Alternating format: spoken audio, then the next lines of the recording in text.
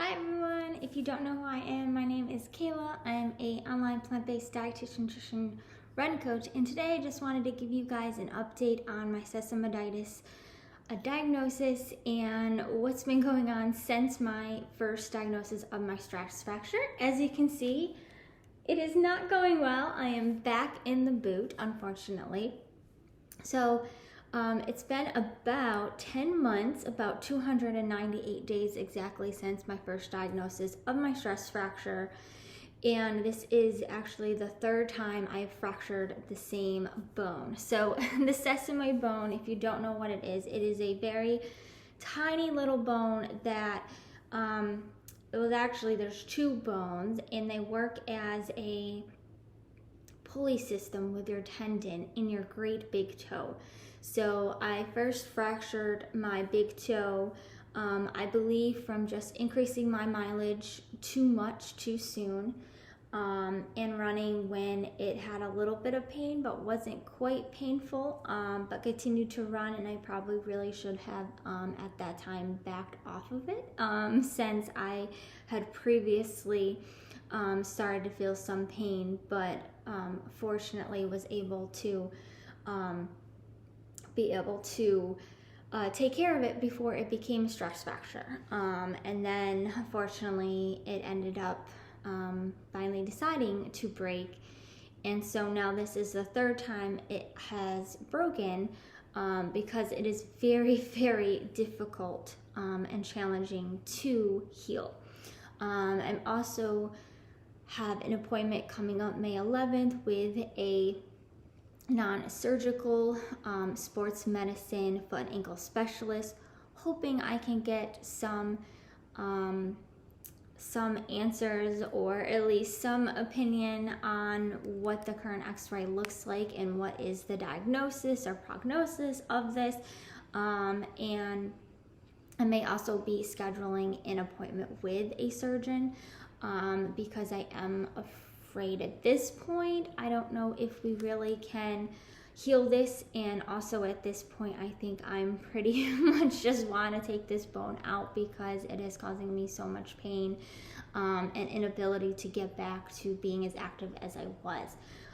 If you've been following me on my Instagram pages, you may have seen that I've still been active, still trying to keep fit, getting stronger, focusing on the things I can, like I can do arms, and now I was training for a triathlon. Unfortunately, I will have to put my triathlon goals on hold, but hopefully we can get back to it once we kind of figure out what is going to what we're going to really do with my foot. So for now, I'm really just trying to take it easy, going back to my hurt foot workouts and not putting any pressure on it at all. I am on crutches, but that's kind of hard to do. It's kind of hard to be on crutches, but I am partial non-weight bearing, so just trying to stay off as much as I can off this foot.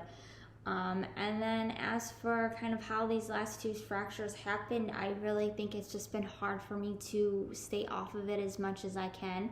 And then with triathlon training, I have been trying to get back to running and working with a PT. So I think we've been really working with it to get stronger, but I think because it was more swollen and more fragile and weak and maybe even vulnerable, maybe the running, adding that in at that time may have not been the best thing to do.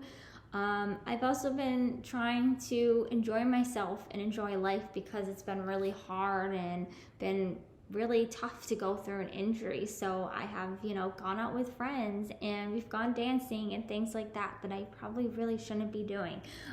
So that's kind of where we are at with things. Hoping I can find some answers whether this bone is still, if there's a treatment that can cure this, or I shouldn't say cure it, but be able to help the pain and heal it, or if it makes sense to just take this bone out. So hopefully I can get another appointment as well, just to get another opinion from a surgeon as well, on whether I would be a candidate for that as well. The other thing that they have found out from my last x-ray as well, is that there is some arthritis. So if you've ever broken a bone and you know if it's left untreated, or maybe it just heals on its own without surgery, often arthritis, I think, can occur. And I only actually know this, obviously I'm a dietitian, this is not my bone and things, injuries are not my expertise, but I only know this because I actually broke my thumb on my right hand in volleyball in 8th grade. And they did surgery because they told us that, or the doctor told us, even if it does heal on its own, there may be some arthritis in my thumb. So we did go ahead and do the surgery and have pins in it, stitches, all of that. If you've gone through an injury, you've gone through surgery, it is not fun, right? But I think at this point, I feel like with my situation with this foot, even if I'm not back to running, if I did surgery in the next year, at least we're doing something, because as you guys have probably watched me, it's been really challenging to find the right help, and I often move a lot, so finding a new team member, plus my insurance coverage changing and all that, it's been really hard to find the right help, and then as well as who's a specialty or someone that has a specialty also in sesamoiditis, because I've also gone to so many providers and have been told so many different things. I did receive custom orthotics, so I did try that. It did not last very long, maybe a week. Didn't really like them.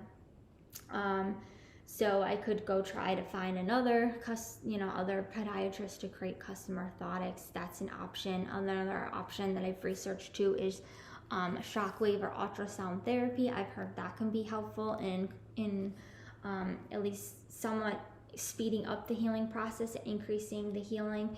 As I said, I don't know at this point of the prognosis if that's even something that we could still do, since this injury for me has been going for so long. And something else that I discovered that I thought was interesting in my research as well on this is that a lot of times they don't do surgery right away. They do a more conservative approach, and then they may do surgery later on. So that's what makes me think maybe at this time I may be finally eligible for surgery. But certainly this is a very challenging injury that I didn't realize would take me this long to even to heal. So it has challenged my patience to say, but we are doing the best we can, and I'm just trying to stay hopeful, stay grateful, and just do the best I can to stay off of it as much as I can, but also do workouts and stay fit as well. But of course, if you guys have any questions about sesamoiditis, feel free to reach out, since this is an injury that I've done a lot of research on.